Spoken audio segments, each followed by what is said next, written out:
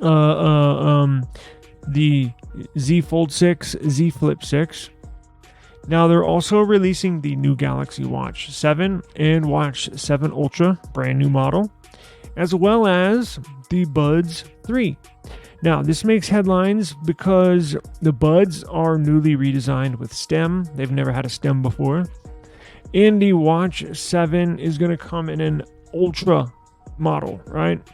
So they've never had an Ultra branded watch, right? Kind of similar to Apple's. And when you see this picture, you're going to say, God damn, that's a real similar to Apple. So look at this. So we got official renders as we get closer to July 10th, right? Samsung even pushed up this summer launch for their foldables because Samsung is sponsoring the Olympics. The Summer Olympics are going to be held in Paris here. And Samsung's basically like the sponsor of basically all the Olympics. So if you see any Olympic footage, you're going to see a Samsung logo somewhere. Now, they pushed forward the launch of their foldables just before the Olympics start because they're giving all the Olympic athletes a gift bag. What's in the gift bag? Fold 6, Flip 6. Very cool. And I think some Buds too, or maybe a watch. So they're going to do phone. I think they're going to do one of the foldables because really cool. I heard this. So they're giving each Olympic athlete a foldable. I don't know if it's going to be the Fold 6 or the Flip 6, but they're going to give them a phone. They're going to give them a watch, and they're going to give them these new Buds. Very cool. So they can kind of show off, and it's the whole rollout. It's a huge marketing event. Samsung's spending millions upon millions of dollars to market this event and these new foldables, and they have to go all out.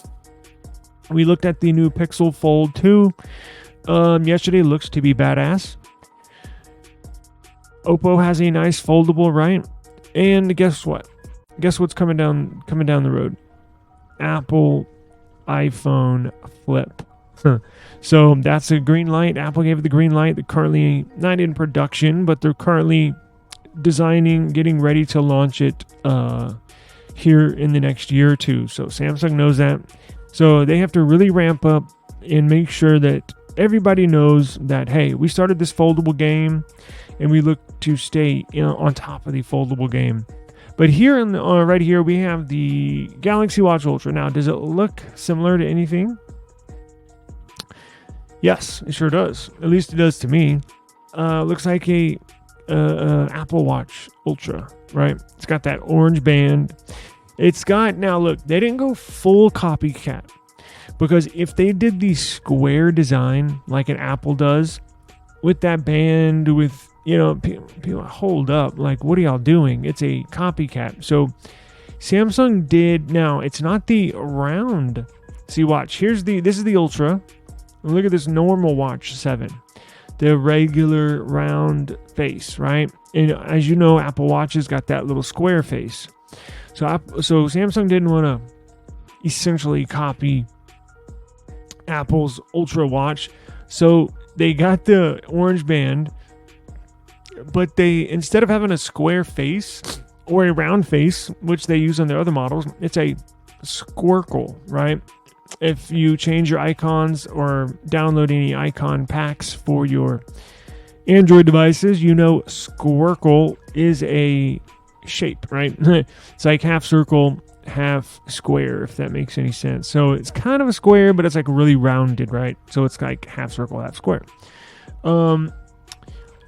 Yeah, so now this is going to be basic. Look, I don't know how many people are going to buy this. It's going to be like $700 for a watch, for a wearable. Y'all know I'm not a big fan of wearables. It's just another thing beeping. And it's even worse because not only is it beeping and annoying you throughout the day like the rest of my devices, it's connected to your body. So it vibrates, it beeps. I know. You can turn it off. You can put a silent mode. You can turn the vibration off. But why have a watch when I got my phone everywhere I go? So anyways, it's my personal, belief with these wearables, at least when it comes to smartwatches. I'm just not look, I've tried numerous smartwatches and I'll wear them for a month or two and just not ever wear them again. So definitely not going to purchase this one. Now, if Samsung wants to send it to me, I would love to review it, but I'm not buying one. $700. That's the same price as the base Samsung's flagship base model S24. $700. It's like throwing another phone on your wrist, right? Now it's going to get very, very bright. We got reports it's going to be up to 3,000 nit brightness screen, basically in the sunlight. I'm sure it'll have Samsung's reflective free glass that they put on the S24 Ultra and their new TVs now. I'm sure this will have it because that glass is special manufactured glass. It's pretty expensive to manufacture. Samsung only puts it on the Ultra models and or branding, right? So the S24 Ultra has that reflective glass, reflective glass. This Watch Ultra will have the anti-reflective glass. They're new TVs, right? So my dad just got a huge 55 or 60 inch brand new Samsung OLED TV. It's freaking beautiful. It's badass. And guess what? The best part, it guessed it. It has the anti-reflective display on an OLED TV, and it looks freaking incredible. Now I don't know. It does not say if it's gonna have any other colors, but you get the idea, right? So if you want a nice, expensive watch to compete with Apple's Apple Watch Ultra, be my guest. Samsung will have one for you. Now, the base Galaxy Watch 7 is what I think most people are going to buy, right? That are interested. So it's basically a continuation. Here we see the photos. Continuation of every other Galaxy Watch, right? It kind of looks the same. Not much you can do when it comes to styling with watches, right? It's like with phones, you can switch up the design every couple of years. With phones, right? You got more material to play with, so to speak. With watches is a watch, right? I mean, you either go square, circle, or squircle, like the Watch 7 Ultra, but looks fairly similar to all the rest of the other Galaxy watches. But what you will get that's new is internal hardware, right? So you get a little bit bigger battery, a little bit better processor. Play around with the colors, you get some new colors. Now they are going to introduce another new watch, another SKU, a new SKU, the Galaxy Watch FE. So as you know, the branding with FE with Samsung is like Pixel's A branding with the Pixel 8a, or I guess now the A branding with nothing, right? They have the Nothing Phone 2a. So it's basically like, and it stands for Fan Edition. It's like everything that Samsung fans love about a certain product, they put it in there, but they take away a couple of other things to reduce that cost. So it's basically like everything you like about the flagship product, but the cost is obviously less, right? So it doesn't have all the flagship features that the premium model does, but it has just enough to get people that really can't afford a new Galaxy, because these Galaxy Watch 7s, they're going to be what, $299 and $499, right? Now that's just for the regular. The Ultra, $700, but for the FE, you're looking at like, I think $199, $149, something like that, right? So sorry about that. So they are introducing the FE as well as the Ultra this year. Now, here's the big news, and here's the news that I've been paying attention to. These buds are going to get a stem. So this is the first iteration. As if you're not a listener, or if you are a first-time viewer of this channel, this podcast, this stream, I am a diehard Galaxy Buds user. Check it out. I've had every Galaxy Buds. Yes, I've had every one. The Buds Pros, I don't normally like. The Beans, the Buds Live, I did not like. They just, slip out of your ear, fall out of your ear. Now, I don't like AirPods either. I love these Buds. So these are the Buds FE, right? Fan edition. We just discussed that. Now here's my concern. I'm definitely going to get these and give them a try. But with this design, as I've shown before, pointing to some AirPods over here, I have AirPods and they don't necessarily fit my ear really well. Now, who's to say? Look, Samsung, it looks, pretty close to an AirPod. The design with the stem, they could have tweaked the pod part, right? Just right to where, who knows, maybe it will fit in my ear perfectly, right? And I'd be one happy customer. But I don't know.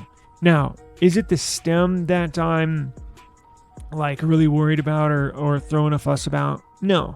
Like, do I prefer a bud design over a stem design? Yes. However, I'm concerned about this because of the fit, and that's basically it. So if these fit really well and they don't fall out of my ear, you're not going to hear a peep out of me. I'm going to love them and enjoy them. The benefits you get from a stem design is you actually get to fit a little more hardware in there, right? A couple more components, maybe another microphone, maybe a little bit bigger battery inside that stem section. So you actually get to expand its hardware, you get to expand its functions, battery life. So there is a big benefit, including a stem.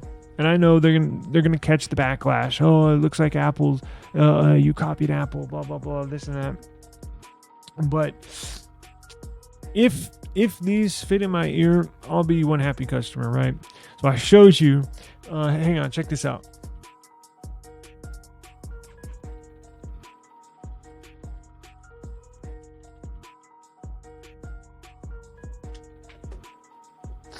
So here's some AirPods. Let me show you what I'm talking about. So here are these AirPods.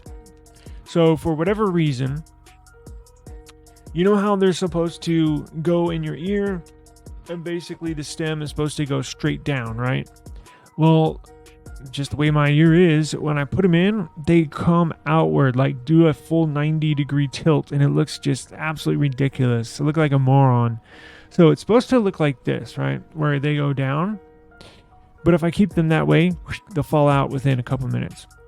If I really want to secure it in my ear, I gotta tilt it up like this, and it looks ridiculous. So,